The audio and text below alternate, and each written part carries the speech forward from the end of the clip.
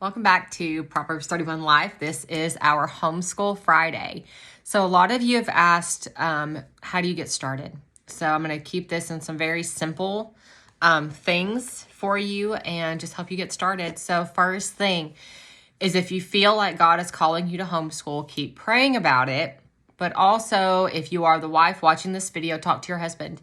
You guys need to talk through this, pray through this, and you guys have to be on the same page. If he says, absolutely not, this is not going to work, I don't want to do this, I don't think this is what God has for our family, even if you disagree, and this is going to be incredibly hard, but even if you disagree, I need you to defer to his judgment and trust the Lord. So in a couple months, he might come around. Next year, he might come around and be like, okay, maybe we can try this homeschool thing. I don't want you to badger him. I don't want you to give him tons of articles on why he's wrong and how great homeschooling is and how bad public school is. Okay, don't cause discord in your marriage and in your home over this. You guys are on the same page, okay? So I really need you to make this a matter of prayer and talk to your husband. You guys need to be on the same page. If he says, yeah, let's try it, go for it. Great. You know, I want this to be a discussion, a healthy discussion, not an argument. But really talk about this and the pros and cons of public school, private school, charter school, and homeschooling, okay? So I want you to talk about those things together and come to a decision that's, you know, what's best for your family. Trust his judgment, trust the Lord, okay? Second of all, you need to know your state's laws. HSLDA, I think it's .org, maybe, is a good resource to go to for your laws. There's local groups on Facebook. If you live in Tennessee, do Tennessee homeschooling, Tennessee homeschool groups or co-ops, or the county you live in. See if there's one for your county.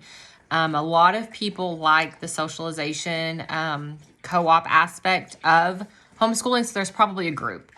I'm in a couple. One is Tennessee area, Cleveland area homeschoolers or something. So it's our city. There's one or two for our state. There's one for our curriculum I'm in. That's a Becca Homeschool Moms chat group. So if there's a curriculum that you're looking at, go there. If you're looking for just the state laws and how do I get started, find a group for your state. Call your local Board of Education and ask them what the laws are and what they want. Most of them are probably going to require a diploma or GED copy to be on file. They're probably going to want your kids' vaccine or vaccine exemption records. They probably want, if you do it through the county, they want like a letter of intent to homeschool. They want to know what you're teaching. Unschooling is legal in all 50 states, so you can do that. But know your laws, okay? Lots of things, lots of places are different. Some states, Tennessee and Georgia, super easy. Some states, not so much. So know what they want. Ask if they require standardized testing. Sorry, I just got really hot. Ask if they require standardized testing and see what you want to do about that. Once you get into those groups on Facebook, they're going to be a lot more helpful as far as who to talk to and your options. So our state lets us use the county for like our umbrella schools, like we can answer to them, or you can choose an umbrella school and do all your paperwork through them, and you might not have to test, or you don't have to test as often, or in the same grades, or whatever it is. They're just different. And then start looking for a curriculum. Decide what you want. Do you want a secular curriculum? Do you not? Ask in those groups, search in the groups first, you know, what are people using? What's your favorite math or whatever? Do I have to teach social studies in kindergarten? You know, whatever the thing is. And then be careful with who you tell this to. Not everyone is in your corner. Not everyone is going to think this is the best decision. So don't start out by stressing over trying to make everybody happy. You know, if you don't have a great relationship with your mom, your sister, your mother-in-law, then don't tell them, hey, we're going to homeschool our kids, because they're going to be like, you're crazy. You can't do that. You're not qualified. You know, why do you think you can do this? What about socialization? So you are going to meet resistance. So be careful with who you're telling for right now. But if you don't care and you're really good with handling, you know, conflict, and you're like, I don't have to justify it to you, go for it. Like, I'm not saying make it a secret. Don't tell anybody. Just be ready with that. Ask your husband, what's our response going to be? You can definitely do that as well. And then the socialization aspect. This is something that everybody's concerned about. And the first thing that I say is we socialize dogs, not children. Just because we homeschool doesn't mean we're hermits. I can be. I would like to be a hermit most of the time, but we're not. We still go to the grocery store. We still go to church. We still go to the doctor. We still go do things, okay? It's not like we never leave the house and our children never see other humans or grown-ups, okay? Our kids are in their classes, Sunday school, Sunday morning, Wednesday night. My teenager has teen activities that he gets to go to, teen camp, things like that. Sunday night, they're in service with us, so they're around the other adults. They're hearing the grown-up preaching, all of that, and they love it. And, I want my kids influenced by people that I respect, not by other people their age that aren't being parented. I don't want other 14-year-olds raising my 14-year-old. And when they're in school 35 hours a week and the teacher doesn't have control of the classroom, or the teachers are pushing, agendas and telling things that I don't want my kids to know, it's not helping. And I have to undo all that when they come home, So think about that. If you feel unqualified to homeschool, I want you to know that you are perfectly able to homeschool. God gave those children to you. You know them best. You know what they need.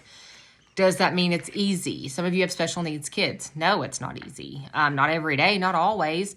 Does that mean that you can't ask for outside help? Of course not. If your child has a IEP or therapy, or you need tutoring, just basic tutoring, go for it. God never said that we couldn't use resources or ask for help. Not at all. But it's not up to the government to educate our children. That responsibility was given to us first. And God has equipped you to do that. If he's leading you that way, then do it. Trust his leading. Don't keep sending your kids back to the same institution that left you feeling unqualified to teach your own children. If you went to public school left you feeling unqualified. Don't keep sending your kids back to that same place. Some of you just weren't good students. You didn't enjoy school, and I get that. There's exceptions to that, and I understand that. But it's okay. If God is calling you to this, he is equipping you to do it, and he just wants you to follow him. He knows what's best for us, okay? You can do this. So talk to your husband. Make sure you're on the same page. Know your laws, okay? Find other groups. Find people that are doing this in your area, in your state, so they can help you. HSLDA is a very good place. We don't have a membership. I don't pay for the membership, but you can, and they give legal help and stuff. Pray about it again and again and again. It's okay to reevaluate. You get 6 weeks in and you find this curriculum isn't working for us, pitch it and find something else. It's okay. It's okay. Your homeschool is what you make it. So that's the things that I just wanted to cover today. How to get started. If your kids are currently in school and you want to go pull them out Monday, then you have to go do a withdrawal form. You need to let the school know. Don't just start homeschooling on your own, doing your own thing, and never send them back. You will get in trouble for truancy. Don't do that. You need to let them know. And get registered with however you're going to homeschool, whether it's the county, whether it's an umbrella school, something like that. Take those steps so you don't get in trouble. But you can. You don't have to wait till the end of the year. If you want to pull them out Monday, go do it. You want to fill that form out today when you go pick them up, do it. It's up to you. You don't have to wait. You can pull them out anytime. So know your laws. Talk to your husband. Be on board. Do the appropriate steps. Find out what's going to work for you. Don't be afraid to reevaluate and change something a few weeks in. And just trust the Lord. So don't worry about don't worry about socialization. You still leave. You have the option for co-ops. If you want to do that, you need help with some of those teaching things, go join a co-op. Nothing wrong with that at all. Umbrella schools, some things are like Farm School, Home Life Academy, Honor School.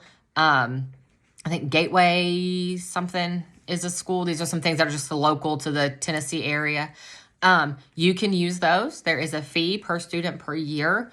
To go through the county is normally free. So just weigh those pros and cons. Look into each of those schools. See what their requirements are, what they help you with, what they want. But you can do this. So just some simple things on how to get started.